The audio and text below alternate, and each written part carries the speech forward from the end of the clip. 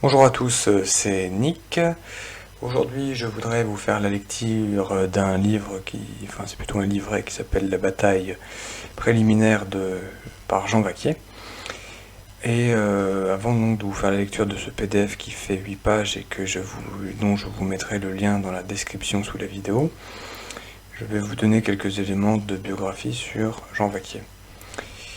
Jean Vaquier est l'un des penseurs contre-révolutionnaires les plus connus face à la réalité sournoise qui s'est introduite par effraction lente dans la réalité humaine depuis les prétendues Lumières. À l'occasion de la réédition du livre de Jean Vaquier en 2011, donc livre intitulé La bataille préliminaire, nous souhaitions partager avec vous cette biographie de l'auteur présentée dans notre numéro de lecture française de décembre 2011. Jean Vaquier, qui a vécu entre 1911 et 1992, et dont 2011 marque le 100e anniversaire de la naissance et 2012 le 20e anniversaire de son décès, était quelqu'un d'important pour nous, et c'est pour nous un devoir de fidélité que de rendre hommage à ce grand chrétien et à ce profond penseur, dont l'influence a dès le début profondément marqué l'équipe de Chiré-en-Montreuil, qui est en fait une boîte d'édition et d'impression de livres catholiques contre-révolutionnaires, monarchistes, et voilà. Un homme animé d'une foi profonde, une doctrine solide, puisée aux meilleures sources, une rigoureuse probité intellectuelle, une perspicacité peu commune, un fulgurant esprit de synthèse et une clarté d'exposition incomparable. Telles furent les exceptionnelles qualités de l'homme, qualités qui se reflètent dans son œuvre et auxquelles il ne faut pas oublier d'ajouter celle-ci, celle qui, au regard de Dieu, surpasse toutes les autres, à savoir une très grande humilité. Voilà. Bon, alors Jean Vaquier était né à Bordeaux le 11 novembre 1911. Très vite, c'est-à-dire dès les années 30, il s'intéresse aux questions qu'il devait traiter ensuite avec la plus grande aisance, à savoir les connaissances qu'il avait acquis sur la Révolution, la franc-maçonnerie, la gnose, l'occultisme, la réforme liturgique Vatican II, mais pas exclusivement, et la subversion de l'Église catholique. Il avait bénéficié pour cela des plus excellents maîtres qu'il fut possible de trouver. En effet, loin d'être un autodidacte en matière de théologie, comme l'ont prétendu certains critiques malveillants, il avait au contraire suivi l'enseignement de l'un des meilleurs guides ecclésiastiques de son époque, à savoir le bénédictin Don de Montléon, donc abbé, dont il présenta l'œuvre à plusieurs reprises dans Lecture et Tradition. On peut dire qu'il fut son élève en théologie, comme il fut celui de Léon de Poncin pour l'étude de la subversion politique et sociale. Jean Vaquier était non seulement le disciple de Léon de Poncin, auquel une très longue amitié le lia jusqu'à la mort de ce dernier en 1975, mais en quelque sorte son fils spirituel. Donc voilà, ce sont quelques éléments de biographie, alors ça continue ensuite, mais je ne veux pas aller plus loin. Voilà, donc je vais commencer maintenant la lecture du PDF qui fait 8 pages, donc c'est l'intégralité de la bataille préliminaire, qui en fait est un petit livret. La bataille préliminaire, donc de Jean Vaquier. Introduction. Il devient de plus en plus évident que la lutte contre-révolutionnaire se déroule sur deux niveaux.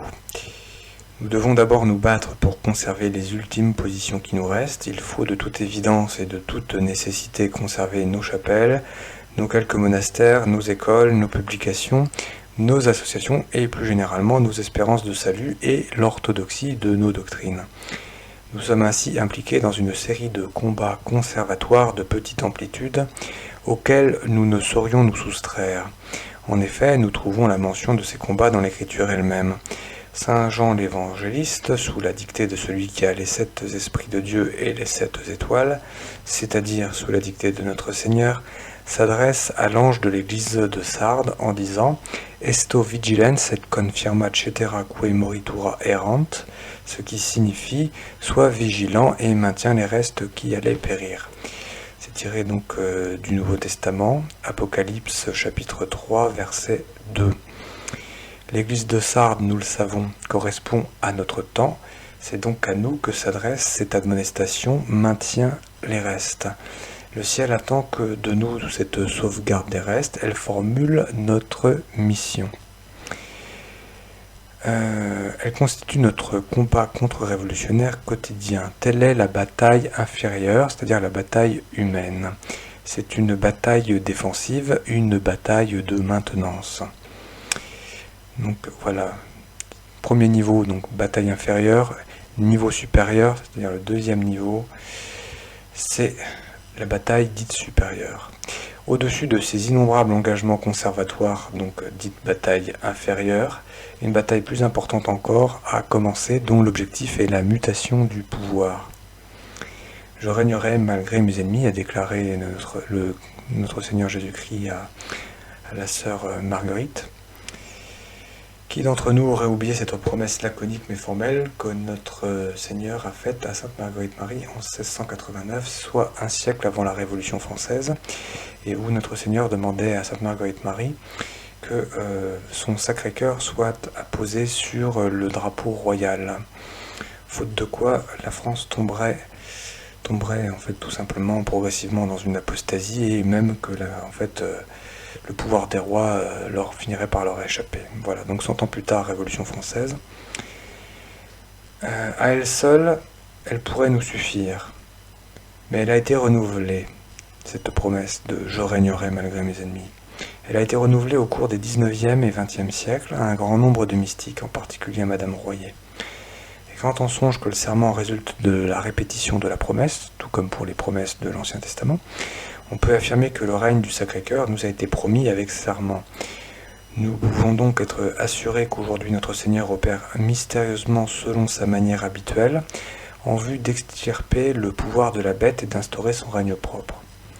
Quand on parle de pouvoir de la bête, on parle en fait du pouvoir du diable, mais également de ses sbires, des autres démons, mais également des gens qui lui sont liés parce qu'ils ne sont pas en Dieu, à savoir des hommes pécheurs qui n'ont pas la grâce de Dieu. Donc la bête, c'est à la fois une personne, c'est à la fois un esprit et c'est à la fois un système. Voilà, donc en fait c'est le combat entre le Christ, son Église et la fameuse bête. Ce mystérieux combat, dont il est l'agent essentiel, constitue la bataille supérieure, celle de l'objectif principal. C'est-à-dire que la bataille humaine, à proprement parler la simple bataille humaine, n'est qu'une bataille inférieure, il y a une bataille supérieure. Plus élevé si nous voulons. Mais en étant déjà dans la bataille inférieure, nous participons indirectement à cette fameuse bataille supérieure, qui est l'objectif principal. Ces deux batailles répondent l'une et l'autre à la volonté divine. On comprend que nous ne puissions les éluder ni l'une ni l'autre. Elles sont entremêlées parce qu'elles sont soutenues l'une et l'autre par les mêmes combattants, lesquels ont ainsi deux luttes différentes à mener, parce qu'effectivement ce qui est en haut, en fait, les principes spirituels qui valent en haut valent également, si vous voulez, en bas, et nous en bas nous essayons de correspondre à la grâce qui nous vient d'en haut. Ces deux batailles sont entremêlées, elles sont soutenues l'une et l'autre par les mêmes combattants. Il est de la première importance de distinguer ces deux luttes, puisqu'elles n'ont pas le même objectif et que par conséquent elles ne sont pas susceptibles de la même stratégie. En particulier, la part qui revient à Dieu et celle qui revient aux hommes diffèrent grandement entre l'une et l'autre bataille.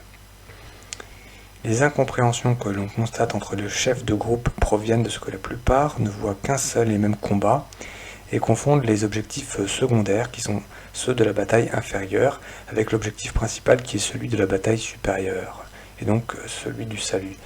Parce que le spirituel en fait est supérieur au temporel, le temporel doit être subordonné au spirituel, les deux ne devant pas s'opposer.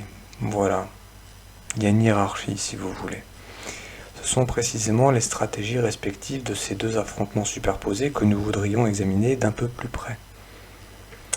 Donc la bataille inférieure qui est la bataille humaine, celle que nous devons mener. Comment conduire la bataille de la maintenance ? Qu'est-ce que c'est que la maintenance précisément ? Alors cette bataille présente du fait de ses racines historiques un certain nombre de particularités. Tout découle pour les chefs de groupe, c'est-à-dire les leaders, des servitudes tactiques. Ils ne peuvent pas se livrer à n'importe quelle action, la fin ne justifiant pas les moyens. Leurs initiatives sont circonscrites dans certaines limites, servitudes et limites que nous évoquerons en 4 paragraphes. Alors, premier paragraphe, le dynamisme réactionnaire fondamental.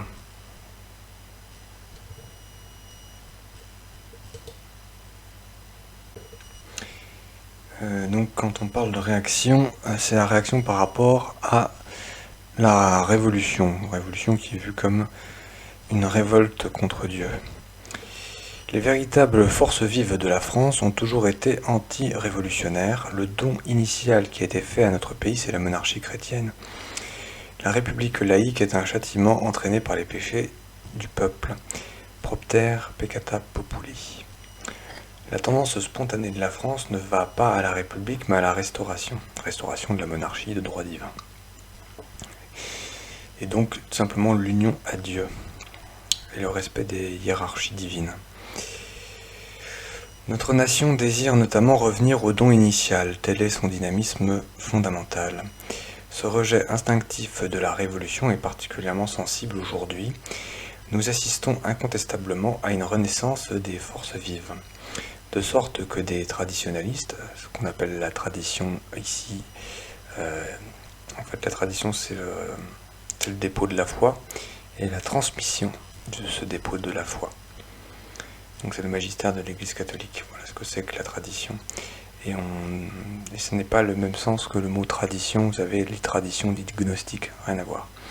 De sorte que les traditionalistes, constatant la remontée du potentiel réactionnaire, se croient suffisamment puissants pour affronter avec de sérieuses chances de succès des épreuves de force qui les opposeraient au pouvoir révolutionnaire.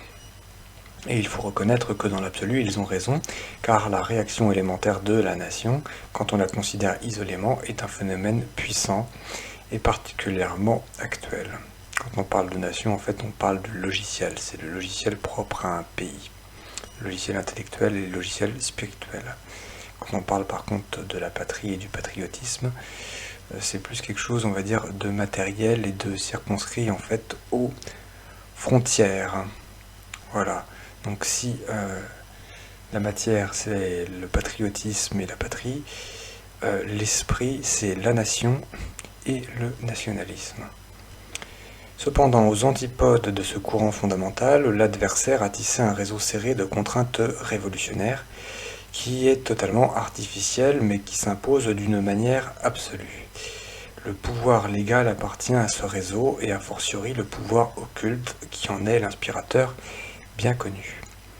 L'habileté de nos politiciens qui est considérable consiste essentiellement à faire voter la France à l'opposé de son dynamisme fondamental en épuisant les gens dans des luttes intestines de parti à parti, divisés pour mieux régner.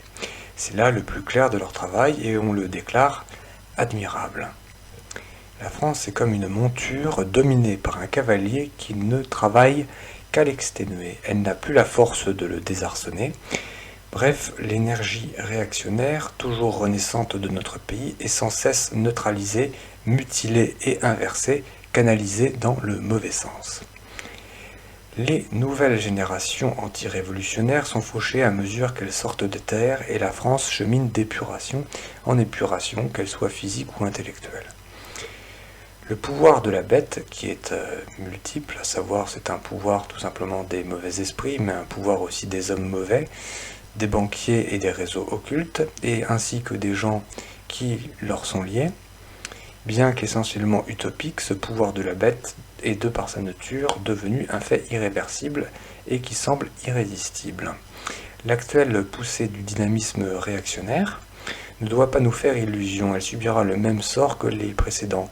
On lui prépare une nouvelle épuration. Le camp de la réaction devient de plus en plus minuscule. Telle est la première particularité de la bataille inférieure, c'est-à-dire bataille humaine, à savoir qu'elle est livrée par une minorité vigoureuse, bien sûr, mais humainement impuissante. Il est bon que les chefs de groupe et autres leaders prennent conscience de cette première difficulté. Le dynamisme réactionnaire fondamental est réel, mais il est neutralisé par un dispositif révolutionnaire pratiquement insurmontable. Alors, la mauvaise position juridique. Les partisans et artisans de la tradition ont conscience de défendre les droits de Dieu en face du pouvoir de la bête. Ils puisent là leur ardeur et leur confiance, mais ils s'imaginent trop facilement que cette position de principe leur donne sur l'État laïque une prééminence juridique. Ils descendent dans la rue en brandissant le décalogue et l'évangile et en accusant l'État de les avoir violés. Moi, par un petit aparté, ça fait penser un petit peu à la Manif pour tous qui manifestait contre le mariage gay, la destruction de la famille et du lien social, et qui, sur le papier et d'un point de vue politique, n'a pas obtenu grand-chose. Voilà, donc une mauvaise position, si vous voulez, d'un point de vue juridique et politique, mais dans les faits, les associations ont pu rappeler en fait des principes quand même de base. Donc en fait, ils s'opposent aux maires, aux préfets et aux ministres en leur disant « C'est votre devoir, de par le droit divin qui est au-dessus de toutes les lois humaines, d'interdire l'avortement, l'euthanasie, les blasphèmes publics des spectacles, la construction des mosquées, la naturalisation massive des musulmans et toutes ces choses exécrables qui font la destruction de notre pays. Mais comment ne pas voir qu'il est maintenant trop tard pour tenir un tel discours ? Il fallait commencer par s'opposer à la laïcisation constitutionnelle de l'État. Précisément, cette laïcisation a été obtenue en 1958 grâce au suffrage des catholiques qui ont permis au général de Gaulle de faire adopter la constitution de la Ve République. Donc laïcisation de la société qui était déjà à l'œuvre en 1905 avec la loi de séparation de l'Église et de l'État et avec le ralliement des catholiques à la République sous la Troisième République suite à la demande de Léon XIII. Léon XIII qui était lui-même pas très bien informé de ce qui se passait. Ce sont les catholiques qui ont fait pencher la balance du côté de l'apostasie définitive de l'État, État laïciste et non pas laïque. Ces catholiques ont été poussés par leurs évêques, eux-mêmes manipulés par le futur cardinal Villot, alors directeur du secrétariat de l'épiscopat français. Ces catholiques ont voté en masse pour la constitution laïque que le général de Gaulle leur proposait. Il n'est plus l'heure aujourd'hui d'exiger de l'État sans Dieu la reconnaissance des droits de Dieu. Dans le combat au jour le jour que nous devons mener, nous sommes réduits aux moyens de la légalité laïque, qui, de surcroît, deviendra de plus en plus rigoureuse, réduisant toujours plus nos moyens de défense.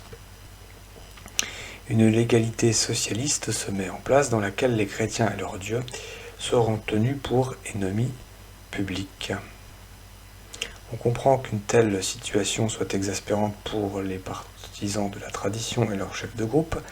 Si cependant, sous prétexte de faire valoir un droit divin, nous entreprenions contre l'État laïque une guerre de principe, nous transgresserions les limites de la bataille inférieure pour entrer dans la zone d'action de la bataille supérieure, laquelle relève d'une stratégie différente, comme nous allons le voir, et qui est la bataille en fait de Dieu. Nous sommes en fait une veilleuse à entretenir. Le rôle de la bataille inférieure est d'être la veilleuse que le Christ pourra utiliser. La bataille au jour le jour n'est pas une bataille de rupture. Les forces qui y sont engagées n'ont pas les moyens d'une rupture. Leur ministère propre est celui de sauvegarder les fameux restes qui allaient périr. Nous devons transmettre. Il faut que le maître, quand il viendra, nous trouve veillants. Il nous demande précisément de ne pas disparaître, de ne pas gaspiller des forces et des vies qui sont les siennes et dont il aura besoin. Car les combattants de la bataille inférieure, nous l'avons déjà fait remarquer, sont les mêmes que ceux de la bataille supérieure, laquelle vise à la mutation du pouvoir. La bataille supérieure étant la bataille de Dieu, Dieu étant en fait infini et étant éternel. Si vous voulez, l'éternité de Dieu et son éternelle présence s'opposent d'une certaine façon au temps présent. Le temps présent permet de participer à la bataille supérieure en ce que, par la grâce de Dieu, nous pouvons participer à la divinité du Christ et donc de Dieu, et donc participer indirectement à cette bataille supérieure. Les combattants de la bataille inférieure sont donc placés par la Providence à la charnière des deux phases. Ils doivent mener deux guerres qui sont simultanées dans le temps et donc aussi dans l'éternité, et différentes quant à leurs objectifs et à leur stratégie. Nous allons voir que, dans la bataille supérieure, la part de Dieu domine tout, et oblitère totalement celle de l'homme. Mais allons-nous conclure de là que cette part divine est négligeable dans les combats conservatoires ? Assurément non. Comment pourrait-on, sans l'aide du ciel, sans l'aide des anges et des saints patrons, franchir les étapes obligées d'une guerre civile et étrangère que l'on peut résumer en quelques mots: provocation, déstabilisation, otage, Représailles, délations, tribunaux populaires, tribunaux clandestins, terreur politique, vengeance personnelle, inflation, banqueroute et anarchie. Tels sont le lot de ce qui arrive et de ce qui est déjà en partie réalisé. L'une des conditions essentielles pour maintenir ne serait-ce qu'une humble veilleuse au cours de cette période complexe et sévère, c'est la constante élévation de l'esprit vers le ciel pour en obtenir à chaque instant les protections indispensables. La part de Dieu n'est donc pas négligeable dans les luttes de la maintenance. L'homme combat et c'est Dieu qui donnera la victoire. Voilà. Une stratégie de prudence. Concernant la conduite de la bataille conservatoire, 2 remarques préliminaires s'imposent. Cette bataille ne vise que des objectifs secondaires. Aucune assistance divine exceptionnelle ne lui est promise. Par conséquent, la bataille inférieure doit être conduite selon les procédés habituels du gouvernement humain. C'est saint Thomas d'Aquin, si notre souvenir ne nous trompe pas, qui va nous indiquer l'essentiel de cette conduite à tenir. On raconte qu'un soir qu'il arrivait pour passer la nuit dans un monastère où l'on procédait à l'élection du père abbé, on lui demanda, en lui racontant en fait tout simplement l'élection, en lui disant « Nous avons élu le plus savant ». Saint Thomas donc objecta « Si c'est le plus savant, qu'il enseigne ». Les moines recommencèrent l'élection. « Nous avons cette fois élu le plus pieux. Si c'est le plus pieux, dit-il, qu'il prie. » On recommence une 3e fois. Nous avons élu le plus prudent. Si c'est le plus prudent, qu'il gouverne. Car en effet, la bataille conservatoire doit être menée avec prudence. C'est-à-dire qu'en fait, il vaut mieux préférer pour le gouvernement des choses humaines quelqu'un de prudent que quelqu'un de pieux ou que quelqu'un qui simplement enseigne. La bataille conservatoire doit être menée avec prudence. Or, le même saint Thomas, en un autre passage, accepte dans le cas où le peuple est gravement tyrannisé, l'éventualité d'une révolte à un certain nombre de conditions qui se résument en ceci. Il faut que le remède, c'est-à-dire la révolte, ne soit pas pire que le mal, c'est-à-dire la tyrannie. C'est-à-dire que saint Thomas d'Aquin, docteur de l'Église, un des plus grands docteurs de l'Église catholique, explique qu'on peut effectivement faire un tyrannicide, mais pas à n'importe quelle condition. C'est-à-dire tout simplement chasser ou tuer le tyran. C'est peu dire, quoi. Si la révolte entraîne plus d'inconvénients que d'avantages, elle dépasse les limites de la prudence et on doit éviter d'y recourir pour ne pas aggraver la situation. L'activité conservatoire peut à certains moments exiger des coups d'audace. Le combat des traditionalistes en fournit déjà quelques mémorables exemples et il est vraisemblable qu'il en fournira d'autres. Donc traditionnaliste, cette position en fait, traditionnalistes ce sont les catholiques, vous savez, qui vont encore à la messe en latin et qui sont opposés en fait au Concile Vatican II dans les grandes largeurs. Voilà ce que c'est que les traditionnalistes. Ceux qui veulent garder le dépôt de la foi intact et non pas y mettre une dose de protestantisme. Nous disons seulement que ces coups d'audace ne doivent pas être des coups de tête et des coups de dés, que l'on tente à la légère. Ils doivent comporter un fond de réflexion et de prudence. C'est absolument incontestable. C'est une chose que la vertu de force qui siège dans l'âme, et c'en est une autre bien différente que la force physique. Tout comme il ne faut pas confondre force et violence. À quoi nous sert d'avoir l'âme pleine de force morale si nous n'avons au bout des bras aucune force matérielle à mettre en œuvre? La vertu de force ne nous donne pas à elle seule le pouvoir d'intervenir. Quand l'adversaire est au maximum de sa puissance et qu'il prépare une nouvelle épuration, le simple bon sens exige que l'on recommande non pas l'inaction certes, mais tout de même la prudence. La prudence et le conseil. Voilà, conclusion. Nous venons de marquer la différence entre d'une part les objectifs secondaires, à savoir la maintenance des ultimes positions traditionnelles qui constituent l'enjeu de la bataille inférieure, et d'autre part l'objectif principal, à savoir l'extirpation du pouvoir de la bête, qui est l'enjeu de la bataille supérieure, c'est-à-dire la victoire définitive du Christ sur ses ennemis, parce que le Christ effectivement a vaincu ses ennemis par son sacrifice sur la croix, mais que tant qu'il ne régnera pas dans les cœurs, complètement dans les cœurs, la victoire n'est pas définitive, même si elle est déjà acquise par avance. Beaucoup ne voudront pas admettre cette distinction entre les deux batailles, à savoir la bataille inférieure et la bataille supérieure. Ils diront et disent déjà, il n'y a pas deux batailles, il n'y en a qu'une. La mutation du pouvoir ne peut résulter que de la succession des petites victoires élémentaires du combat au jour le jour. Cette mutation est une affaire de longue haleine, notre remontée ne peut être que très lente. Il est utopique d'escompter un dénouement brusqué. Les chefs de groupe et leaders qui raisonnent ainsi vont faire porter leur effort principal sur les objectifs secondaires, ceux précisément devant lesquels nos adversaires les attendent, forts de leur légalité socialiste. Nos adversaires, en effet, chercheront, comme ils le font d'ordinaire, à nous faire perdre notre sang-froid et à nous entraîner dans la violence. C'est-à-dire, en fait, ils cherchent à nous faire rentrer dans leur jeu dialectique. Et il est vraisemblable qu'ils y réussiront, en partie tout au moins, faisant tomber ainsi de grands pans de la défense traditionnelle.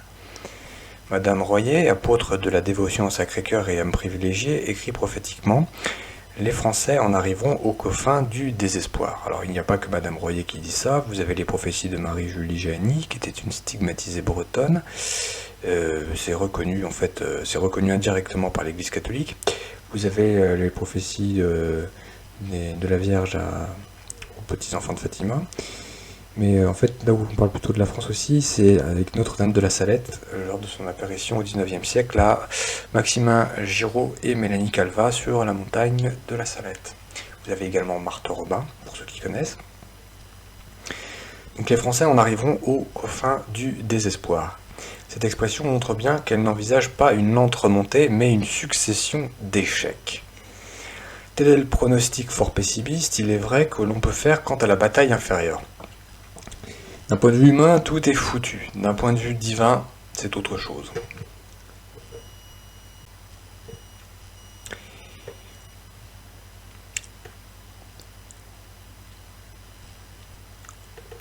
Donc la bataille supérieure. Un double objectif.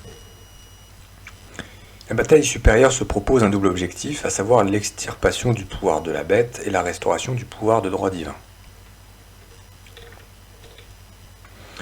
Or, ce double objectif est radicalement impossible à atteindre pour la minorité réactionnaire actuellement subsistante, neutralisée qu'elle est par l'appareil maçonnique, banquier, illuministe, tout ce que vous voulez, voilà. Et cependant, nous savons, grâce aux promesses qui ont été faites par le Sacré-Cœur à Sainte Marguerite Marie et à tant d'autres âmes privilégiées, que cette bataille se déroule déjà invisiblement et qu'elle progresse inexorablement vers la finalité victorieuse qui lui est réservée. Que savons-nous sur le déroulement probable de cette bataille? Nous savons à coup sûr deux choses. Elle est menée par la même minorité sur laquelle pèse déjà la bataille inférieure. Parce qu'effectivement, nous allons le voir, en fait, on a besoin de l'humanité. Dieu a besoin de son humanité pour mener quand même la grande bataille. Et parce qu'en fait, les âmes qui appartiennent à Dieu par la grâce et où Dieu, en fait, habite. Dieu habite dans l'âme des gens en état de grâce, et que par là, en fait, ces âmes en état de grâce participent également à la bataille supérieure. Donc, nous savons deux choses. Cette bataille est menée par la même minorité sur laquelle pèse déjà la bataille inférieure, et cette bataille supérieure se terminera par un miracle de résurrection. Nous allons examiner en 2 paragraphes la place et le rôle respectif de cette minorité et de ce miracle. Alors, le petit nombre. Ceux qui comprennent le plan de Dieu et qui s'appliquent à y correspondre forment, on en conviendra, ce petit nombre, auquel Notre-Dame de la Salette fait appel quand elle dit « Combattez, enfants de lumière, vous petit nombre qui y voyez ». Quelle est dans l'ordre surnaturel la signification de cette minorité et que peut-on en attendre dans notre combat terrestre? Dieu se réserve toujours un petit nombre. Dieu se réserve toujours un petit nombre chez qui il met la foi comme en réserve. Souvent même, c'est à un seul homme qu'il la confie. Par exemple, Moïse n'avait que son bâton et sa foi pour faire sortir les Hébreux d'Égypte. De même, David n'avait que sa fronde et sa foi pour vaincre Goliath. De même encore, au temps de l'incarnation, une seule famille était parfaite, la Sainte Famille, dont le chef était Saint Joseph. Cette réserve de foi étant constituée, Dieu n'intervient en personne qu'à la dernière minute, quand tout espoir humain est perdu. Il est bien évident qu'un sauveur ne sauve que quand tout est perdu. Voilà, c'est un peu le syndrome de Noé, on va dire. Enfin, bon, c'est autre chose, le syndrome de Noé, mais c'est un peu l'arche de Noé, c'est ce que je veux dire. Pour que le déploiement de la puissance divine soit manifeste, il faut que la réserve de foi ne soit plus qu'un rien, c'est-à-dire très peu de choses. C'est un petit peu comme dans l'Ancien Testament aussi l'affaire avec Gédéon qui en fait est le général, je crois, hébreu, et qui doit se défendre en fait tout simplement son pays et son peuple vis-à-vis d'une invasion de troupes ennemies, et l'ennemi qui arrive en surnombre. Il y a très très peu de combattants hébreux. Et Dieu à chaque fois lui dit de renvoyer un certain nombre de combattants, et au final peut-être qu'ils doivent terminer à 20 ou 200 ou quelque chose comme ça, face à des milliers en face, et en fait ils gagnent. C'est-à-dire qu'en fait Dieu attend vraiment qu'il n'y ait plus grand chose pour manifester sa gloire en fait. Pour que le déploiement de la puissance divine soit manifeste, il faut que la réserve de foi ne soit plus qu'un rien, c'est-à-dire très peu de choses. Mais il ne faut pas que la réserve de foi ait complètement disparu. C'est-à-dire que la participation de l'homme à la grandeur de Dieu est essentielle. Il y a là une disposition providentielle qui demande à être bien comprise. Il semblerait pourtant que, s'il ne restait absolument rien, absolument plus aucune foi, si Dieu n'avait plus aucun témoin sur la terre, sa puissance et son triomphe seraient plus manifestes chaque fois qu'il est amené à restaurer ses œuvres ruinées par la négligence humaine. C'est-à-dire qu'en fait, c'est presque de la miséricorde en fait si nous restons sur cette terre, et si Dieu ne châtie pas et si vous voulez pas tout, ne détruit pas tout pour tout reconstruire, parce qu'en fait il pourrait le faire, vous voyez. Et en fait il y aura même plus une plus grande gloire pour lui, parce qu'il recréerait quelque chose de nouveau. Non, il décide toujours de garder le petit reste, la petite chose, le petit ferment. C'est-à-dire qu'en fait, Dieu sait être patient avec sa créature et se mettre quelque part un petit peu parfois à son niveau. Vous voyez, c'est surprenant. Mais bon, pour se mettre au niveau de l'homme, il attend quand même que l'homme monte un peu à lui. Mais il faut bien comprendre que si Dieu se conserve une base infime, un seul homme, par exemple tout à l'heure je parlais de Noé, une famille unique, un petit nombre, c'est parce qu'il ne fait pas aujourd'hui une création nouvelle. Il fait ses œuvres terrestres avec des riens, mais non pas avec rien. Il opère avec des petits restes, c'est-à-dire avec des choses négligeables, avec des riens qui rappellent le néant dont il a tiré la création, mais des riens qui ne sont cependant pas le néant. Tel est le rôle surnaturel du petit nombre évoqué par Notre-Dame de la Salette, un reste infime dont Dieu entend se servir pour restaurer ce qui a été aboli. Quelle est maintenant sa valeur dans le combat terrestre? Et tout d'abord, peut-on lui assigner un niveau quantitatif? Le petit nombre dont nous parlons, c'est tout simplement une minorité que Dieu constitue lui-même et dont il augmente ou restreint le nombre comme il lui convient. Il recrute cette minorité où il veut, et pas seulement chez ceux qui se croient à tort ou à raison, l'élite désignée. C'est pour ça que j'en parle avec vous, c'est pas sectaire ou quoi que ce soit, c'est que voilà, il y a des gens comme ça, on ne sait pas, puis à un moment ils peuvent venir, voilà, de tout horizon d'ailleurs, hein. Dieu touche tout le monde, Dieu touche tout le monde. Cette minorité doit-elle s'interdire tout prosélytisme afin de rester minorité close? Une telle restriction serait impossible à réaliser, et elle ne serait d'ailleurs pas souhaitable. Un prosélytisme modéré est nécessaire. Il est révélateur d'une saine vitalité. Il faut seulement qu'il reste un prosélytisme de détection. Voilà, donc quelque chose c'est de l'ordre du témoignage, se réduisant à découvrir des âmes déjà providentiellement préparées, des âmes en harmonie préétablies. Il dépasserait ses limites normales s'il se transformait en propagande tapageuse avec des moyens médiatiques. Parce que vous savez, il y a la voie large qui descend, qui mène vers l'enfer, et il y a la voie haute qui, elle, est plus restreinte et plus difficile et qui monte vers le paradis. Et bon, les gens sont plus intéressés par la belle voie large qui va vers le bas. Voilà. Donc le bon grain est l'ivraie, séparer le bon grain de l'ivraie, séparer les brebis des boucs, et voilà. Nous allons essayer de découvrir autant que cela est possible le rôle du petit nombre dans la bataille supérieure, mais nous comprendrons d'autant mieux ce rôle que nous aurons examiné d'abord dans quelles conditions pourrait intervenir le miracle de la résurrection. Résurrection que le petit nombre doit précisément appeler de ses vœux. C'est son rôle en fait. Voilà. C'est-à-dire se garder dans l'alliance de Dieu, dans son amour, pour tout simplement le supplier d'agir en notre faveur et en faveur de sa propre gloire. Voilà. Nous sommes en fait les spectateurs de la grandeur de Dieu. Un miracle de résurrection. Quand on fait la synthèse des prophéties privées dont les archives religieuses ont conservé la trace depuis les origines de la France chrétienne, on est vite convaincu que nous sommes en droit d'attendre, en faveur de l'ancienne monarchie aujourd'hui détruite, une intervention divine que l'on peut bien nommer un miracle de résurrection. Il faut bien comprendre que l'auteur, donc Jean Vaquier, est un monarchiste, est un catholique monarchiste et, bon, si vous voulez, royaliste, dit plutôt providentialiste, c'est-à-dire qu'en fait, il dit qu'on doit demander un roi, et que en fait Dieu nous accordera ce roi. Voilà, nous devons le désirer, le demander, et ça s'oppose un peu en fait aux royalistes, on va dire plutôt légitimistes ou orléanistes. Les orléanistes en fait sont partisans de la famille d'Orléans, et les autres sont les partisans tout simplement des descendants légitimes des Bourbons, qui excluent donc les Orléans, qui sont considérés comme une famille tout simplement d'exécuteurs, voilà, de gens qui ont tout simplement tué le monarque et tué la monarchie, qui ne méritent pas tout simplement d'accéder au trône. Voilà, donc Jean Vaquier, lui, est plutôt providentialiste, c'est-à-dire qu'en fait, il pense que Dieu nous donnera le bon roi, quel qu'il soit. C'est d'abord la royauté abolie depuis 200 ans, mais c'est également la France qui, privée de son chef, c'est-à-dire de sa tête, est morte à la grâce en tant que nation. Puisqu'effectivement, il y a le baptême individuel, mais il y a également le baptême des nations. C'est un peu comme une grande famille, une grande maison. Vous demandez à Dieu en fait de la protéger. Voilà ce que c'est que le baptême d'une nation.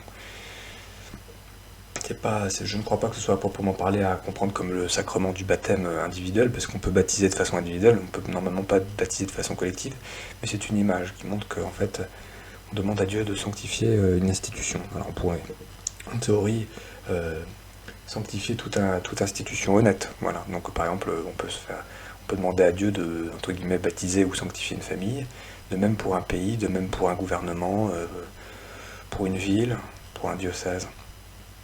Voilà. Et c'est encore l'Église universelle tombée au pouvoir de son adversaire, donc l'adversaire du Christ, et qui elle aussi est en état de mort mystique. Bon, voilà. Donc elle attend sa résurrection. Alors bon, ce qu'il faut bien comprendre, c'est que derrière, il reste un tout petit peu de vie, et à partir de ce tout petit peu de vie, le Christ va la ressusciter. Pour comprendre ce qui doit se produire, nous sommes tout naturellement conduits à nous reporter à la résurrection type, à savoir la résurrection de Lazare, qui est décrite dans l'évangile de Saint Jean au chapitre 11. Les 4 phases de cet extraordinaire événement nous suggéreront quelles peuvent être aussi les 4 phases de la résurrection de la France royale. Donc, les 4 phases de la résurrection de Lazare. Première phase. Jésus, sachant ce qu'il doit accomplir, s'avance avec une lenteur réfléchie vers la maison de Lazare à Béthanie. Il rencontre Marthe, et il s'enquiert tout de suite de son degré de foi, car telle est la condition préalable à la résurrection de celui qui vient de mourir. C'est-à-dire qu'en fait, Dieu est là en fait pour manifester sa grandeur, sa miséricorde envers celui qui croit, parce qu'il est venu pour sauver ceux qui croient en lui. Voilà, donc c'est un préalable. Je suis la résurrection et la vie, le crois-tu? Et Marthe répond, oui Seigneur, je crois que vous êtes le Christ, le Fils de Dieu qui venait dans le monde. Et elle croit cela non point par adhésion à une doctrine magistrale, qui n'existe pas encore, mais elle y croit de foi humaine. Comme Charles VII croira aux voix de Jeanne d'Arc. Cette absence de scepticisme chez Marthe, cette confiance ouvre la voie à l'exercice de la puissance divine. Donc en fait, quand on parle de foi humaine, en fait, qu'est-ce que c'est? C'est accepter de faire confiance à une dimension supérieure qu'on ne voit pas. Ce que n'a pas fait par exemple le futur saint Thomas, mais saint Thomas, celui qui est dans les évangiles, qui ne croit pas à la résurrection du Christ et qui dit je ne pourrai pas y croire tant que je n'aurai pas mis ma main dans son côté. Et le Christ va lui apparaître et tout avec les autres apôtres et va lui dire voilà, mets ton doigt dans mes côtés. Et il va lui dire ne sois plus incrédule. Et il dira aussi heureux ceux qui ont cru et qui n'ont pas vu. Voilà. c'est-à-dire cru, c'est pas forcément cru en tout, mais qui ont accepté qu'il y avait quelque chose d'autre et qui ont mis leur confiance dans cet au-delà, dans ce principe supérieur. Voilà. Et qui n'ont pas demandé de justification à Dieu, parce que Dieu s'impose à nous, et nous n'avons pas à demander de compte à Dieu, c'est lui qui se révèle à nous en fait. Deuxième phase justement, donc après cette confiance de Marthe en Jésus, il y a la deuxième phase, à savoir que Jésus, frémissant de nouveau en lui-même, s'approche du tombeau. C'était un caveau et une pierre était roulée devant l'ouverture pour l'obstruer. Jésus dit alors « Tolite lapidem », c'est-à-dire « ôtez la pierre ». Ce travail, en effet, n'incombe pas à Dieu puisqu'il est à la portée de la force humaine. C'est pourquoi le Verbe incarné ne s'en charge pas. Tout comme, vous voyez, cette histoire de pierre qui est roulée, vous voyez, c'est au grand jour, on voit cette pierre, c'est pas la pierre secrète, c'est pas la pierre cachée, c'est pas la pierre philosophale. C'est une pierre qui est au grand jour et le Christ, en fait, exige qu'elle soit déplacée. C'est un élément, si on veut dire, matériel, et cet événement matériel permet à un événement spirituel tout simplement de se dérouler. Et ça peut rappeler aussi, si vous voulez, le passage avec Saint-Pierre où Jésus explique qu'il bâtira son église sur Saint-Pierre. Enfin, quand on dit Saint-Pierre, c'est-à-dire tout simplement sur la succession apostolique et sur la papauté comme chef, comme leader, comme lieutenant en fait de lui-même, comme représentant de Dieu sur terre, comme représentant du Christ. Voilà, le pontife. Pontife, veut dire le pont. Voilà, le pont entre ce monde et l'autre. Et qu'il bâtirait donc son église sur cette pierre, vous voyez, alors. C'est-à-dire qu'en fait, il exige simplement une pierre pour bâtir son église. C'est-à-dire que si l'église s'effondre avec tous les scandales et toutes ces choses-là, en fait, il reste toujours la pierre que Dieu a mis à un endroit. Et que cette pierre, en fait, c'est nous-mêmes. C'est nous-mêmes, la petite pierre. Voilà. Et autrement, le Christ, il est dit du Christ dans l'Ancien Testament. Il y a cette image justement de la pierre d'angle, qui en fait représente Jésus-Christ.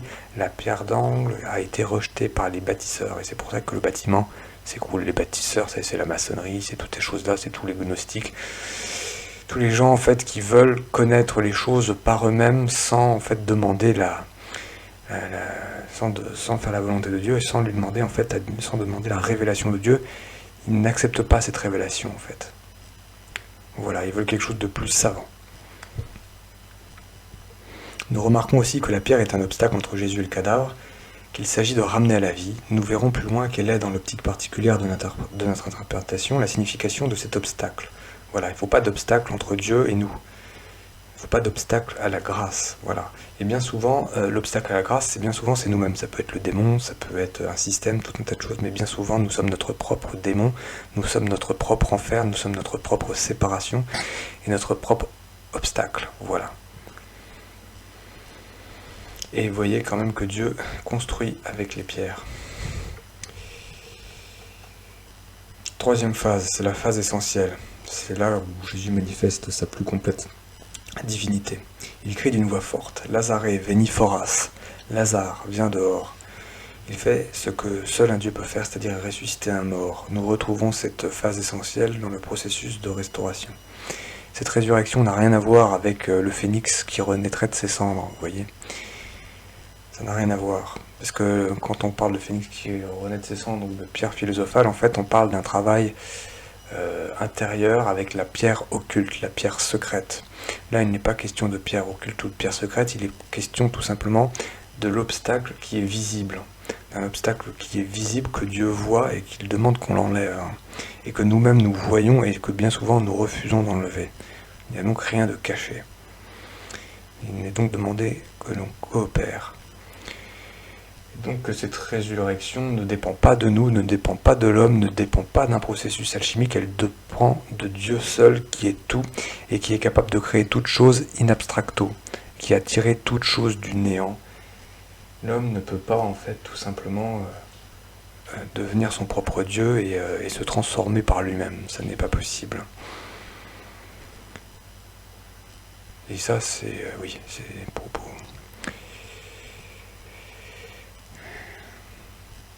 Donc quatrième phase, donc Jésus ressuscite le mort. Quatrième phase, par contre, le mort sort du tombeau lié de bandelettes aux pieds et aux mains et son visage est enveloppé d'un suaire. Jésus leur dit. Donc il dit aux serviteurs ou aux gens qui l'ont accompagné, solvite eum et sinite abire. Déliez-le et laissez-le aller. Ce sont de nouveau les hommes qui opèrent parce que le déliement des bandelettes est un travail qui ne nécessite pas l'intervention de la divinité. C'est-à-dire que Dieu, si vous voulez, peut opérer en amont, il peut également opérer en aval, mais qu'entre l'amont et l'aval, il demande à l'homme tout simplement d'agir. C'est un peu l'alpha et l'oméga, si vous voulez. Bon. Telles sont les 4 phases de la résurrection type, à savoir ego credidi, c'est le fait de croire, d'avoir la foi et la confiance en Dieu. Tolite lapidem, c'est tout simplement en fait de faire la volonté de Dieu en enlevant l'obstacle. Veni foras, c'est tout simplement le fait du coup de se présenter dans sa plus simple expression à Dieu. Après on va enlever tous les obstacles. Et solvite eum, en fait c'est d'enlever toutes les bandelettes, tous les liens et tous les liens d'esclavage. Et c'est précisément en fait la liberté, c'est-à-dire que Dieu donne la liberté à celui qui s'est présenté à lui et qui fait sa volonté et qui a mis sa confiance en lui. Voilà ce que ça veut dire. C'est donc la résurrection. Donc la résurrection, c'est toute personne tout simplement qui est en état de grâce, en état de communion avec Dieu. Et si Lazare, visiblement, d'un point de vue spirituel est mort et était au tombeau, c'est parce que Lazare n'était pas en état de communion avec Dieu, même si visiblement il s'agit simplement d'une mort, on va dire, naturelle. Parce que le fait de mourir comme ça, d'un point de vue naturel, ne veut pas dire que vous ne soyez pas en état de grâce. Mais c'est une représentation en fait du pécheur et du péché et de l'obstacle à la grâce. Voilà. Et vous avez ici quelque chose de beau, c'est qu'en fait, Lazare est ressuscité sur l'instance en fait de ses amis et de sa famille. Donc c'est-à-dire qu'en fait vous pouvez prier, offrir et demander à Dieu des grâces pour des gens qui sont pécheurs, endurcis, et même qui sont morts d'un point de vue naturel. Voilà, beaucoup de choses sont possibles. C'est donc c'est un appel à la résurrection, à la confiance en Dieu. On éclaire les événements que nous attendions et on les rend plus intelligibles quand on leur applique cette quadruple distinction. C'est ce que nous allons faire dans un instant. On avait assisté à un épisode moins éclatant mais d'une signification analogue quand Jésus avait ressuscité la fille de Jaïr, une fillette de 12 ans. Alors, donc là c'est un passage extrait de l'évangile selon saint Luc, chapitre 8, versets 54 à 55, je lis. Or, l'ayant prise par la main, il dit à voix haute, « Enfant, réveille-toi » et son esprit lui revint et elle se leva aussitôt. Et il prescrivit qu'on lui donne à manger. Là aussi, on observe l'opération divine de la résurrection d'abord, puis ensuite seulement, les hommes font ce qu'il leur incombe, donner à manger à l'enfant ressuscité. Dans ce miracle, le travail de donner à manger à la fillette correspond pour la résurrection de Lazare au travail de défilement des bandelettes. Parce que la grâce de Dieu, si vous voulez, est telle qu'en fait Dieu est à la source de toute chose et il est également à la fin de toute chose. Et c'est-à-dire que même le fait que vous ayez une bonne idée, que vous ayez envie ou le désir de faire quelque chose de bien, d'accourir en fait à l'invitation du Seigneur, déjà c'est une grâce du Seigneur. C'est-à-dire que ceux qui font le bien le font grâce à la grâce du bon Dieu.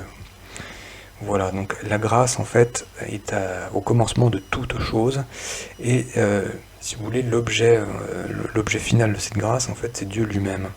C'est la reconnaissance de la divine providence. Voilà. Donc là on va parler maintenant. On a parlé des 4 phases de la résurrection et du coup on va appliquer ça d'un point de vue politique avec les 4 phases de la restauration, à savoir restauration de la monarchie. Monarchie avec un monarque qui est précisément le lieutenant de Dieu sur terre d'un point de vue temporel. Et pareil en fait avec ce boulet avec la papauté. Donc il y a quand même a priori un lien évident entre la monarchie temporelle et la monarchie on va dire spirituelle. Il va donc y avoir une forme de résurrection et de restauration de la papauté, mais également de la monarchie. C'est pour ça qu'on parle du saint pape et du saint monarque. Voilà. En sachant que le prêtre est à la fois, c'est une fonction sacerdotale et en même temps une fonction royale, parce que le Christ en lui-même récapitule ces 2 fonctions, à savoir qu'il est roi de l'univers, et c'est le roi des prêtres. Voilà.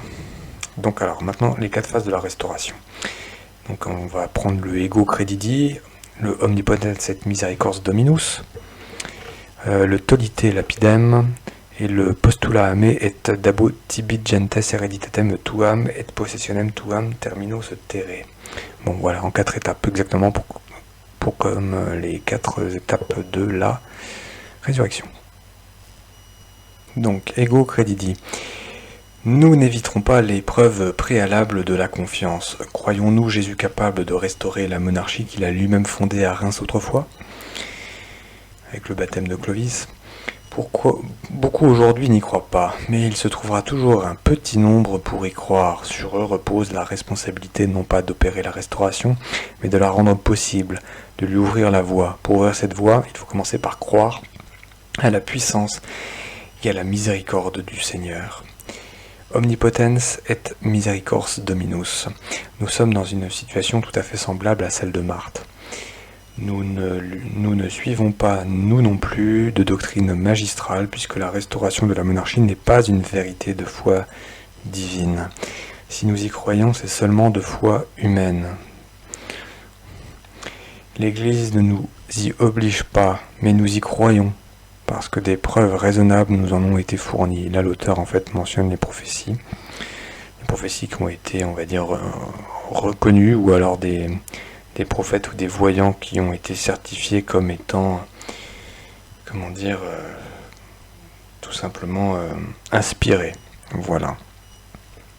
On peut penser par exemple à Marie-Julie Jaïni, on peut passer à Marthe Robin, on peut penser au petit berger de Fatima, au petit berger de la Salette. Il y en a beaucoup en fait, énormément. Il y a beaucoup d'âmes choisies par le Seigneur pour faire passer précisément des messages à son peuple. Les prophètes, il y en a toujours eu et à toutes les époques. Il y en a aujourd'hui, il y en aura sans doute demain.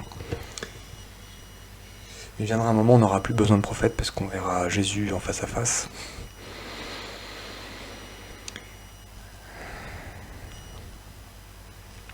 Tolite lapidem.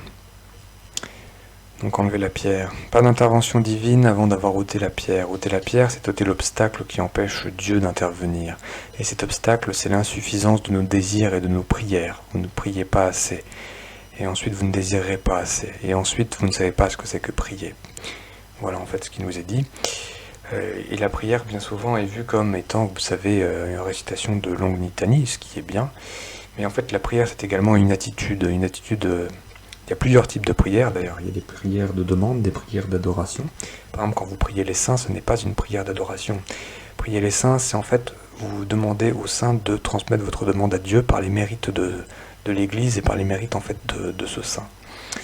Voilà. Donc ce n'est pas un acte d'adoration, ni un acte d'idolâtrie.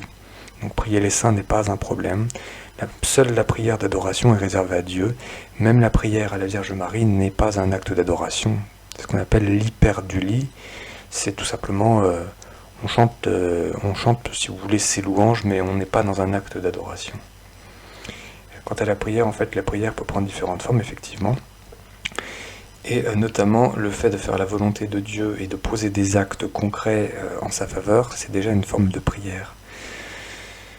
C'est-à-dire que dans la vie de tous les jours, vous voyez, quand vous posez des actes, vous avez toujours la matière et l'intention. Entre deux actes en apparence anodins qui se ressemblent, il y a beaucoup de différences.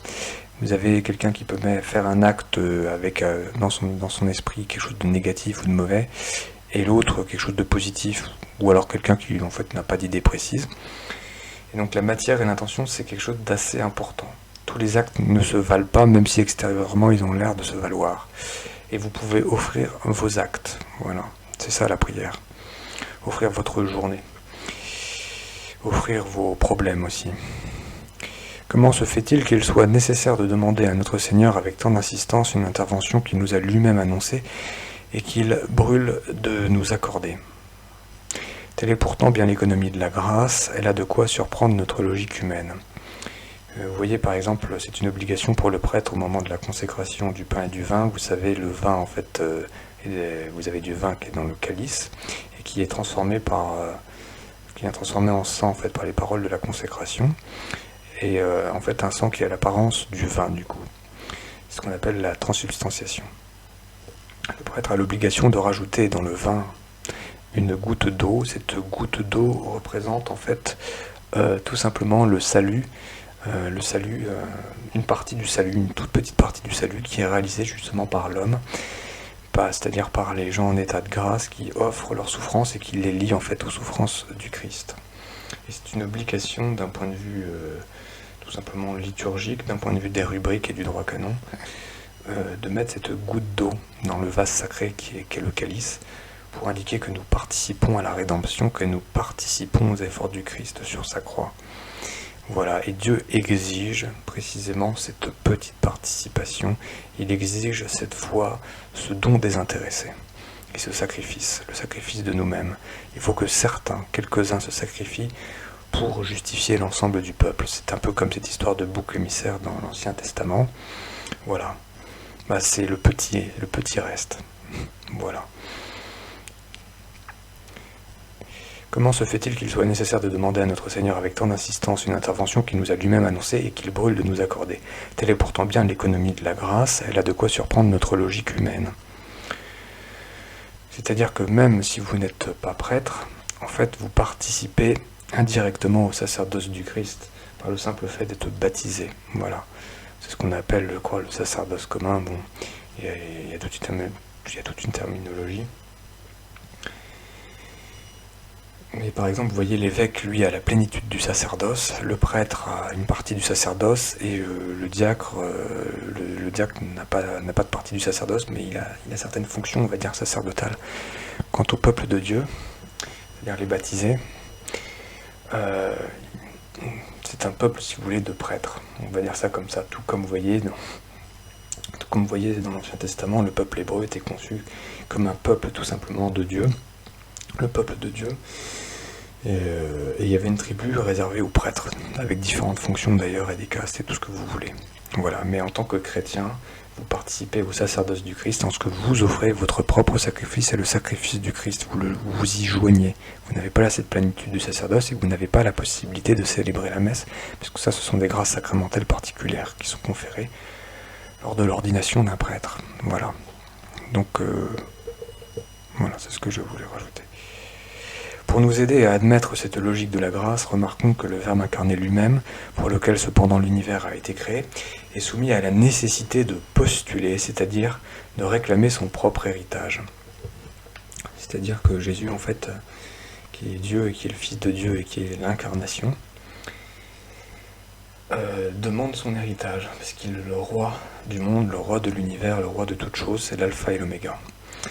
Et en fait, il demande à régner sur nos âmes, sur les âmes de tout le monde, parce qu'il a racheté les âmes de tous par sa croix, mais qu'il laisse l'homme libre de le choisir ou de ne pas le choisir.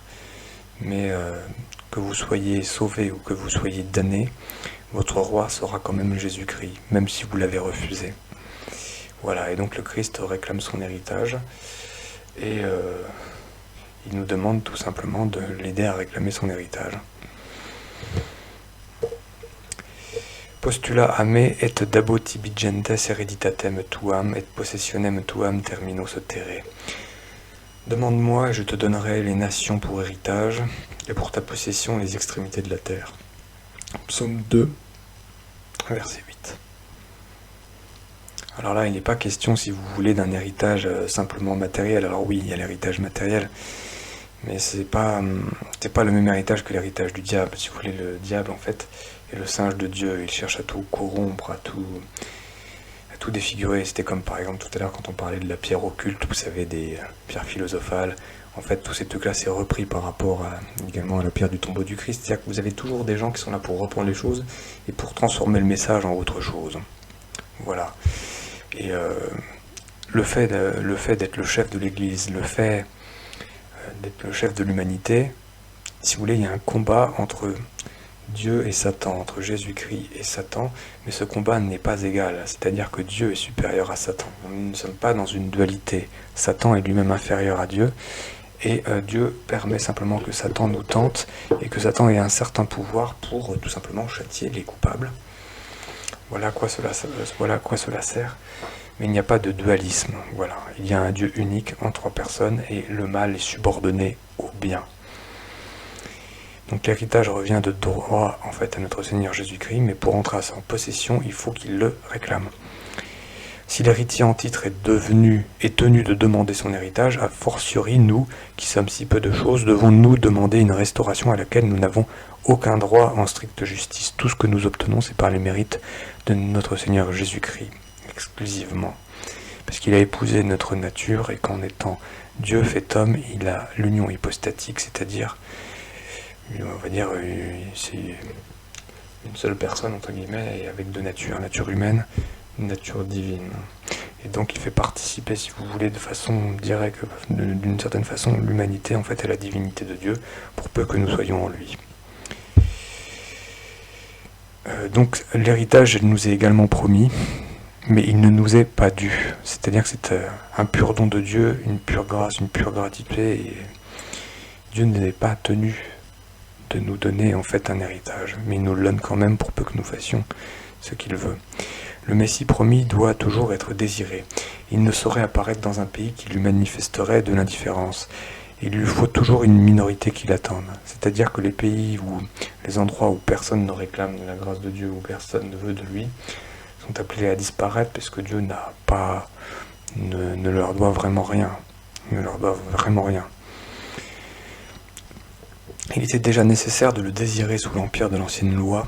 La même nécessité subsiste aujourd'hui pour nous qui attendons son avènement de majesté. Il doit être désiré avant tous les épisodes qui sont les préfigurations de ce second avènement, parce que Dieu reviendra pour juger les vivants et les morts, mais également pour régner. Dans l'Écriture, le Verbe incarné est souvent appelé le désiré des nations. Il faut le désirer, lui et tous ceux qu'il envoie au temps marqué pour le préfigurer et le préparer. En fait, il faut vouloir Dieu, il faut aimer Dieu. Pour aimer Dieu, il faut le connaître. Et pour vouloir le connaître, en fait, il faut demander à Dieu qu'il se révèle à nous. Et le roi du Sacré-Cœur est précisément de cela. Notre Seigneur nous confie ainsi un véritable ministère de désir. Il nous donne de participer selon notre rang au gouvernement providentiel sur la chrétienté en perdition. Quelle activité ce ministère va-t-il exiger de nous? Pour ouvrir la voie à l'intervention divine, il faut que la somme des désirs ait atteint la mesure comble. Dieu accordera sa grâce en temps opportun, quand il estimera qu'en fait la balance penche du bon côté. Dieu a tout son temps, Dieu a l'éternité devant lui, et surtout Dieu en fait est le maître du temps. Donc il nous faut ôter la pierre. Pour ôter la pierre, il faut supprimer l'obstacle entre Jésus et le cadavre, c'est-à-dire l'homme qui n'est pas en état de grâce. C'est donc aussi combler la mesure des désirs et permettre à l'action divine de s'exercer tout simplement en s'offrant en réparation pour les pauvres pécheurs. Alors, je crois que c'est la troisième étape, Lazare veni foras. Pas de restauration possible sans une intervention divine. Il n'y a aucun moyen humain de ressusciter, ni un cadavre de 4 jours, ni une monarchie abolie depuis 200 ans et exécrée par une société secrète mondialement organisée qui se veut le singe de Dieu et qui se veut Dieu elle-même.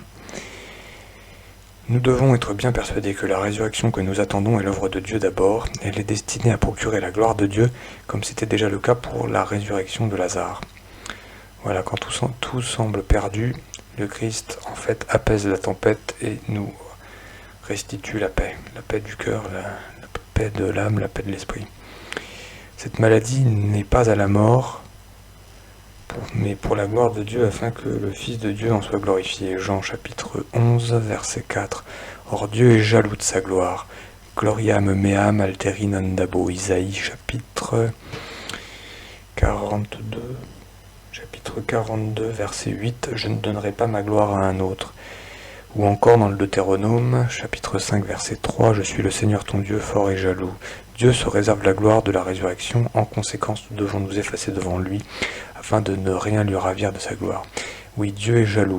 Dieu a le droit d'être jaloux, Dieu a le droit de se venger. Ça n'est pas permis pour l'homme, parce que Dieu, voyant tout, quand il exerce sa vengeance, en fait, c'est la rétribution, si vous voulez, de la justice. C'est la punition, en fait, la vengeance. C'est la rétribution de la justice. L'homme ne peut pas faire ça parce que l'homme ne voit pas tout, ne peut pas juger comme il faut. Seul Dieu peut juger au fort tant interne qu'externe et donc ne pas commettre d'erreur. Donc la vengeance est interdite à l'homme, elle est permise à Dieu. Donc à la jalousie, elle n'est pas permise à l'homme parce que l'homme en fait est une conséquence de la cause, à savoir Dieu. Tandis que Dieu en lui-même est la source de toute chose. Donc Dieu étant son propre principe et fondement, Dieu ne supporte pas que nous nous mettions... que nous fassions notre propre Dieu et que nous expliquons que nous sommes ce que nous ne sommes pas. Donc Dieu a le droit de se venger et Dieu a le droit d'être jaloux, ce que nous, simples créatures, ne pouvons prétendre faire. Cinquième étape, solvite eum, c'est-à-dire déliez-le et libérez-le et laissez-le aller. Après l'action de Dieu viendra la nôtre. C'est-à-dire que Dieu nous laissera libres d'agir dans sa volonté, avec un cadre, si vous voulez. Car notre liberté viendra aussi, mais seulement après, comme le déliement des bandelettes de Lazare, et comme le repas donné à la fille de Jaïr. La liberté n'est pas un principe. C'est-à-dire que les gens qui vous parlent de droits de l'homme, de liberté fondamentale et toutes ces choses-là, et qui oublient complètement la source de la liberté, en fait, ils vont complètement à l'encontre de la liberté et vous créent une société orwellienne où la guerre c'est la paix, et toutes ces choses-là paradoxales, vous voyez. La vraie liberté a un fondement, et ce fondement ne peut pas être l'homme en lui-même, ou par lui-même. Qu'aurons-nous à faire alors? Sans doute beaucoup de choses. Il est même vraisemblable que la moisson sera abondante et qu'il y aura peu d'ouvriers. Mais les tâches d'alors, nous ne pouvons pas les connaître maintenant. Elles sont enfermées dans les secrets de l'avenir. Le texte dit seulement « laissez-le aller ». Cette expression sous-entend que Dieu donnera au roi du Sacré-Cœur une inspiration en rapport avec les circonstances nouvelles. Nous n'aurons qu'à nous laisser guider. Bref, la bataille supérieure, la bataille de Dieu, celle qui a pour objectif la mutation du pouvoir est livrée par notre Seigneur seul. C'est son œuvre personnelle. Et d'ailleurs, par qui d'autre pourrait-elle être exécutée? En effet, il s'agit d'abord d'enlever son pouvoir à la bête, contre laquelle l'homme est impuissant. Il faut en même temps procéder comme à la seconde fondation d'une monarchie de droit divin. Toutes causes qui ne peuvent être opérées que par Dieu. Toutefois, le divin maître, nous l'avons vu en tant que le petit nombre intervienne pour ôter l'obstacle qui s'oppose à l'action divine et même, dans une certaine mesure, pour la déclencher. Vous suppliez Dieu d'intervenir. Nous avons donné le nom de bataille préliminaire à tout ce travail préparatoire. C'est donc en fait la bataille d'oraison et la bataille de demande. Faire fléchir la volonté de Dieu en notre faveur. Ce travail est un véritable combat parce qu'il a une hostilité générale à vaincre. C'est cette phase préparatoire que nous voudrions maintenant approfondir autant qu'il est possible. C'est pour ça en fait, c'est le petit nombre qui peut tout, le petit nombre qui paraît ridicule, qui paraît incapable, et ce petit nombre qui doit conserver la foi tel Job persécuté par Satan. Voilà, et Jésus-Christ dit qu'il reviendra, et il se demande en fait si quand il reviendra, il trouvera encore la foi. Bon, en fait, il sait qu'il la trouvera, mais en fait, chez très peu. Et moins il y aura de monde à croire, plus le retour de Dieu est imminent, c'est ce qu'il faut voir. Voilà, donc cette fameuse bataille préliminaire, en fait, tout a été expliqué, on va dire, et là, on va rentrer un peu plus dans le détail. La bataille préliminaire. Notre analyse nous a finalement permis de distinguer 3 batailles superposées, parce qu'il y a l'éternité, donc qui englobe, si vous voulez, forcément tout, et le temps. Et dans ce temps, le temps des hommes, le temps qui nous est donné, nous avons précisément plusieurs batailles à mener qui sont liées à la grande bataille finale et éternelle.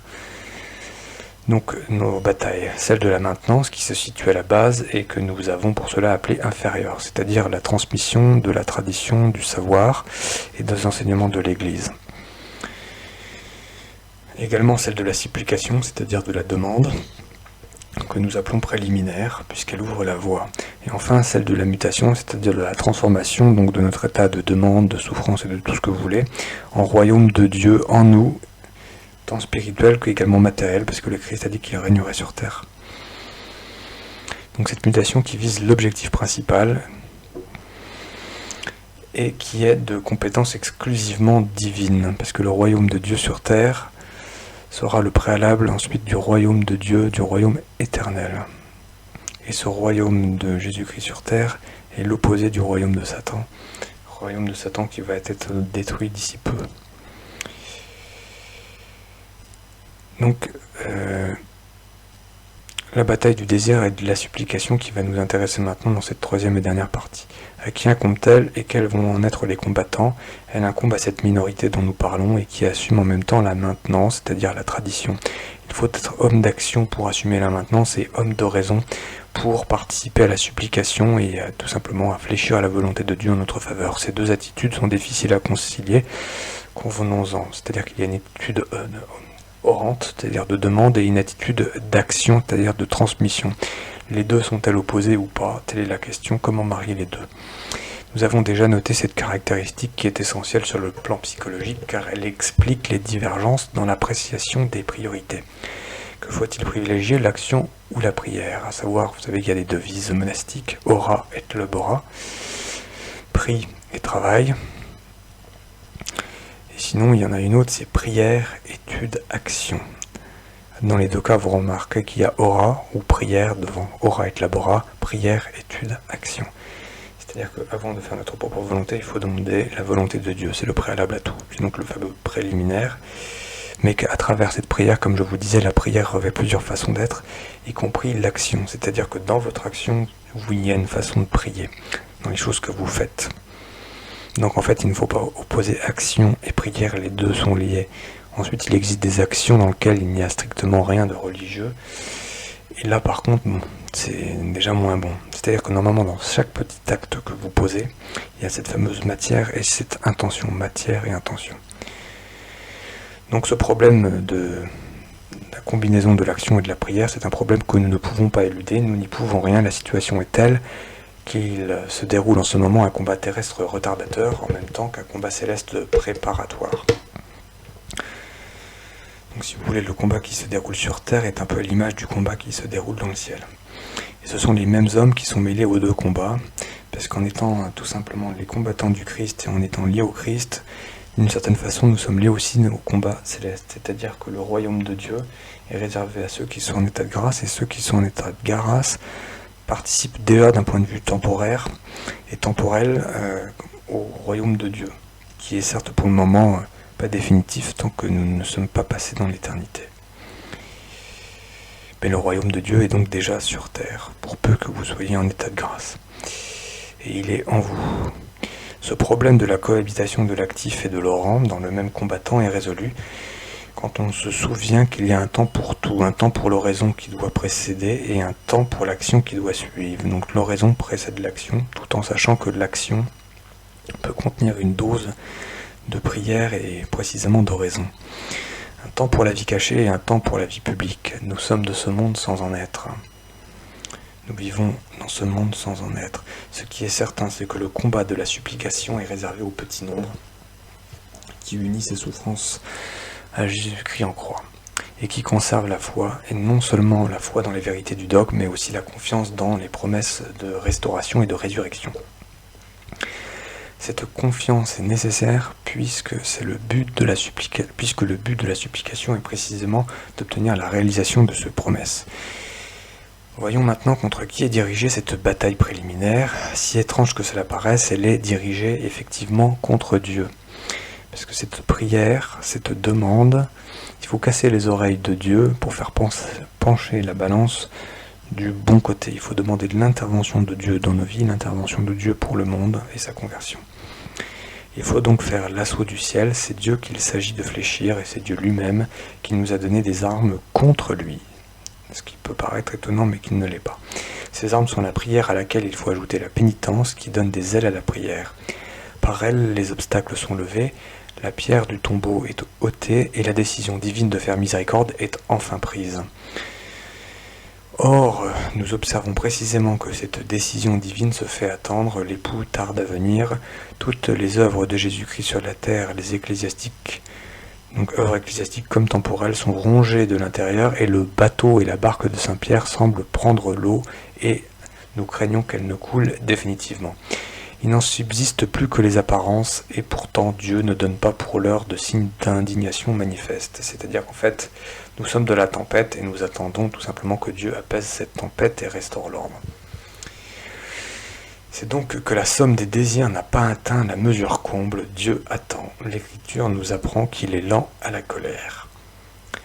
Les combattants de la bataille préliminaire sont comparables aux vierges sages qui ont mis de l'huile dans leur lampe, l'huile de la prière qui veille dans la nuit et qui vient s'unir en fait à la lumière divine. Mais l'époux tarde toujours à venir parce que l'intensité de la supplication n'est pas assez grande, il y a là un grave défaut à corriger. Nous convenons volontiers qu'il faut prier, mais nous ne mais nous ne le faisons pas, du moins pas avec l'intensité qu'il serait nécessaire. C'est-à-dire que les gens qui prient parfois prient mal. C'est-à-dire qu'en fait, ils veulent faire plaisir à Dieu, mais pas complètement. C'est-à-dire qu'ils veulent faire la volonté de Dieu, mais pas complètement. Parce que ça implique trop de sacrifices, trop de renonciation. C'est-à-dire que si le royaume de Dieu tarde à arriver, c'est parce que les disciples de Dieu et ceux même qui sont dans sa communion sont encore trop imparfaits, pas suffisamment purifiés. Dieu contribue donc à la purification de son Église en la laissant souffrir. Sa passion, puis sa mort, puis sa résurrection. Mais l'Église est éternelle. L'Église nous fait répéter chaque matin au pied de l'autel l'invocation suivante, et clamor meus a te veniat. Et ma clameur et mon cri et ma demande en fait te parviennent. Il faut en effet que notre âme pousse une véritable clameur. Une clameur à la fois, on va dire, individuelle, mais surtout collective, une prière collective, la prière de l'Église. Une clameur collective peut-être qui un jour sera une clameur simplement aujourd'hui individuelle. Donc faire de notre clameur individuelle une clameur collective, en nous unissant les uns les autres. Or nous en sommes encore loin, nous en restons à un désir tiède, et sous ce rapport nous participons à la léthargie spirituelle générale. Pour percer la voûte des cieux et en faire descendre la puissance et la miséricorde divine, nous ne serons pas mieux traités que le Maître ayant été lui-même crucifié et terriblement outragé. La divinité du Christ a semblé être complètement effacée dans sa souffrance. De même, il en est pour l'Église qui paraît bien malade. De même, il en est pour les chrétiens qui paraissent bien faibles. Or, c'est le cri poussé par notre Seigneur Jésus-Christ avant de rendre l'Esprit qui a percé la voûte des cieux et en a fait descendre le Saint-Esprit 50 jours plus tard. Donc Dieu prend son temps. Et ce cri lui a été arraché par la douleur et la souffrance. Il est à craindre que notre clameur n'atteigne l'intensité suffisante que quand elle nous aura arrachés par la douleur. Cependant, ne craignons rien, gardons confiance en Dieu. Les grâces nécessaires accompagnent toujours les épreuves, Dieu étant l'alpha et l'oméga, le début et la fin. Dieu nous demande simplement de participer. L'état d'extrême angoisse dans lequel nous sommes quant à la ruine envahissante de toutes les œuvres terrestres de notre Seigneur Jésus-Christ engendre une véritable spiritualité, c'est-à-dire une forme particulière de piété, car notre âme est occupée uniquement par cette angoisse qui efface et surpasse tous les autres sentiments. Il nous est devenu impossible de penser à autre chose tellement la situation est inouïe et inconcevable. Tel devait être aussi l'état d'esprit de Jeanne d'Arc qui contemplait avec tristesse la grande pitié et la grande affliction du royaume de France. Quel est l'axe de cette spiritualité de combat? Sur quel souci et sur quel espoir principal est-elle centrée? Tout finit par vous. Tout a commencé, tout sera récapitulé dans le Christ, omnia instaurare in Christo, récapitulé qui veut dire caput capitis, la tête, c'est-à-dire tout doit être remis au chef, qui est le Christ, qui est le chef de l'Église, qui est le Fils de Dieu, qui est Dieu lui-même. Donc notre temps n'est pas celui du Seigneur, et le Seigneur nous fera savoir en temps opportun quand le combat trouvera sa fin pour la gloire. Les finalités du royaume très chrétien seront l'image agrandie de ses origines. La France et sa royauté finiront dans le miracle comme elles ont commencé. C'est-à-dire que la France a commencé très très fort et très bien. Au commencement, les choses se sont tassées et à la fin, elle va revenir très fort et très bien. C'est le double zèle de notre origine et de notre finalité qui va commander notre spiritualité de combat, notre dévotion particulière de temps de crise.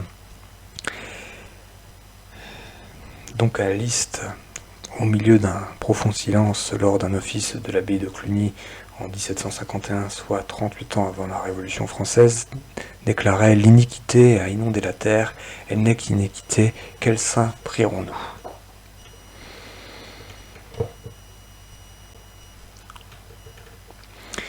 Nous prierons les saints de nos origines et ceux que l'Église nous donne comme protecteurs. Ils nous feront produire les fruits de leur esprit.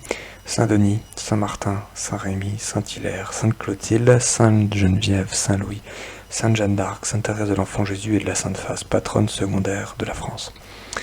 Nous prierons habituellement les saints anges, Ils nous communiqueront leur désir de la manifestation du Verbe incarné, lequel est appelé Desiderium Colium Aeternorum, c'est-à-dire le désiré des collines éternelles. Les collines éternelles, ce sont les anges, on les appelle collines parce qu'ils sont des éminences, des sommités. Les anges sont de bons guides, ils ne dévient pas, ils ne sont pas animés par le propre esprit, mais par le Saint-Esprit. Ils ne font rien d'eux-mêmes, ils attendent tout de l'impulsion de Dieu dont ils se contentent d'être les messagers. Benedicte Domine omnes angeli eius, potentes virtute, qui facitis verbum eius, ad audiendam vocem sermonum eius. Bénissez le Seigneur, vous tous ses anges, héros puissants et forts qui exécutez ses paroles, dociles à sa voix et à ses commandements. Psaume 102, verset 20. Rien n'est plus recommandé aujourd'hui que de mêler notre désir à ceux des 9 cœurs des anges. L'union fait la force, attirons-les vers nous. Comment attire-t-on les anges? On les attire en leur ressemblant. On attire Saint Michel par l'humilité qui est sa vertu cardinale. Les plus roboratives des dévotions sont celles qui s'adressent à la personne de notre Seigneur, à son Sacré-Cœur, à son précieux sang, à sa sainte face. Montrez-nous votre face et nous serons sauvés. Son chef sacré comme siège de la divine sagesse. Le chef étant la tête, c'est-à-dire sa face outragée, martyrisée, sa couronne d'épines. Chacun choisira celle de ses dévotions vers laquelle il est le plus spontanément porté. Le roi de l'univers a toujours recommandé que pour l'atteindre, on passe par l'intermédiaire de sa mère, qu'il a instituée médiatrice de toutes les grâces et qui participe comme reine à son gouvernement. C'est le message d'ailleurs, si vous voulez, des apparitions de la Vierge, des différentes apparitions de la Vierge, et notamment en faveur du cœur immaculé de la Vierge Marie et du fait que la Vierge Marie est co-rédemptrice du genre humain, parce qu'elle a offert son Fils. La Vierge Marie est le cou qui relie le corps mystique à son chef, donc à la tête. Elle est appelée tour d'ivoire et tour davidique parce que le cou a la forme d'une tour.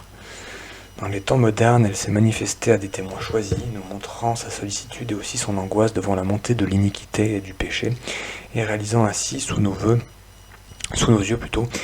la célèbre prophétie contenue dans le Cantique des Cantiques, donc qui est un des livres de la Bible. Que est ista que progeditur quasi aurora consurgens, pulcra ut luna electa ut sol terribilis ut castrum acies ordinata.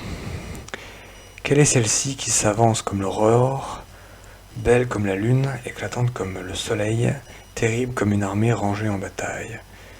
Quant aux pratiques, on peut en recenser 3 qui sont particulièrement en harmonie avec la spiritualité de Christ, qui est la nôtre, la pratique de l'heure sainte, c'est-à-dire en fait de l'adoration, se mettre de 1 heure en face du Saint-Sacrement, le Saint-Sacrement qui est simplement une hostie consacrée, placée en évidence dans un ostensoir, donc à la vue de tous, et qu'on peut prier, et donc tout simplement à qui on peut faire une prière d'adoration. Donc cette pratique de l'heure sainte, celle de la messe du premier vendredi qui commémore en fait en faveur du Sacré-Cœur du Christ et de la Passion du Christ, et celle également de la communion réparatrice des 5 premiers samedis du mois, communion réparatrice qui a été demandée par le Cœur immaculé de Marie lors des apparitions mariales de Fatima en 1917. Et toutes ces pratiques ont été largement approuvées par les papes et sont donc officielles et toujours officielles dans l'Église catholique même actuelle. L'heure sainte a été instituée par notre Seigneur Jésus-Christ lui-même dans les dernières heures de sa vie terrestre, quand il demandait à ses apôtres de veiller et prier avec lui pour ne pas entrer en tentation en disant que l'esprit est prompt mais que la chair est faible. Donc l'adoration se fait, cette fameuse adoration des premiers vendredis du mois, se fait dans la nuit du jeudi au premier vendredi de chaque mois. Elle consiste à méditer sur la Sainte Agonie de Jésus au Jardin des Oliviers, et voilà, on en retire une grande force. C'est-à-dire que ça nous permet de mieux offrir nos souffrances et de mieux contempler notre souffrance et de mieux l'offrir à Dieu et de l'unir à lui dans son sacrifice. La messe du premier vendredi du mois a été demandée par le Sacré-Cœur à Sainte Marguerite Marie. Elle possède une grande efficacité pour préparer la consécration de l'enfance au Sacré-Cœur, consécration dont on doit attendre un déluge de grâce pour notre pays, c'est-à-dire l'adjonction, la position sur le drapeau national français, que ce soit le drapeau bleu-blanc-rouge ou même le drapeau monarchiste, c'est-à-dire le drapeau à fleur de lys. Le Christ demande que l'on mette l'image de son Sacré-Cœur à poser dessus. Voilà. Et Jésus était venu demander ça à Sainte Marguerite Marie en 1689, c'est-à-dire un siècle avant la Révolution française. Et Sainte Marguerite Marie devait obtenir de Louis XIV qu'il appose en fait le Sacré-Cœur sur son drapeau, ce que Louis XIV n'a pas fait. Le roi Louis XIV qu'on appelle, vous savez, le roi Soleil. Bon, il se prenait un peu trop au sérieux, ça lui a apporté beaucoup de malheur, et ça a apporté beaucoup de malheur au royaume de France et à la monarchie, et également à l'Église catholique. Et donc, vous voyez, 1689, 1789, un siècle. Et bien là, en 2017, nous sommes un siècle après les apparitions mariales de Fatima, qui demandaient la dévotion au cœur immaculé de Marie. Comme les choses ne se font pas bien, le châtiment arrive. Et le châtiment a également été prédit, et tout se réalise en ce moment, et ça va être assez dur. La communion réparatrice des 5 premiers samedis du mois a été demandée par la Vierge Marie à Lucie de Fatima. Elle a le sens d'une amende honorable et on en retire de grands bénéfices. Ces pratiques ne sont certes pas faciles, surtout pour des personnes en activité professionnelle. De plus, il est bien connu que le démon s'acharne à les entraver. On aimera vaincre ces résistances. Elles appartiennent aux rigueurs de la guerre sainte, guerre menée contre le démon. Exerçons donc avec constance ce ministère de la supplication et du désir qui nous est suggéré. C'est ce que nous pouvons faire de plus utile et de beaucoup en ce moment. Et mettons-nous dans cette attitude d'expectative que l'Écriture et à sa suite la liturgie nous demandent si souvent. Expectans expectavi Dominum, attendant, j'ai attendu le Seigneur. Psaume 39, verset 2. En effet, on demande et puis on attend le temps marqué. Le silence même de Dieu doit être adoré car il a sa raison d'être qui nous échappe. 3 mots pour conclure, confiance, calme et constance. Jean Vacquier, novembre 1989. Du même auteur, lire et diffuser le remarquable Réflexion sur les ennemis à la manœuvre, qui est donc un traité, on va dire, de stratégie dans l'action, plus particulièrement. Voilà, bon, j'ai fini cette lecture du livre ou livret de 8 pages. Livre PDF que je vais vous mettre en description sous la vidéo. J'espère que cette lecture vous aura plu. N'hésitez pas à mettre un pouce sous la vidéo, ça me fait toujours plaisir, et à laisser des commentaires si vous voulez des précisions. Allez, bien à vous, bonne journée.